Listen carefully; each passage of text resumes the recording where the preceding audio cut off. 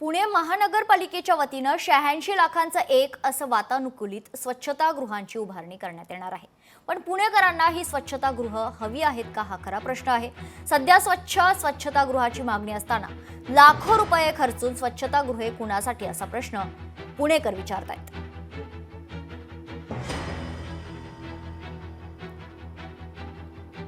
शहरामध्ये जे entry point आहेत तर त्या ठिकाणी आपण सर्व सुविधांयुक्त असे टॉयलेट उभारणार आहोत। जे प्रवासी बाहेरून पुणे शहरात नोकरीनिमित्त येतात किंवा काही कामकाजानिमित्त येत असतात तर त्यांना एक चेंजिंग रूम किंवा बाथरूम किंवा असं वेगवेगळ्या सुविधांयुक्त असं ते टॉयलेट ब्लॉक असणार आहे।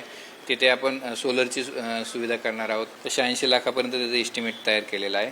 यामध्ये आपण ते टॉयलेट आपण चालवण्यासाठी खाजगी व्यक्तीला पण देणार आहोत। तर त्यांनी त्याचा खर्च समजा जे जेंट्स आहेत त्यांच्याकडून 5 रुपये जे आपल्या जीबीने मान्यता दिली त्या धोरणानुसार ते 5 रुपये सशुल्क सेवा घेऊ शकतात।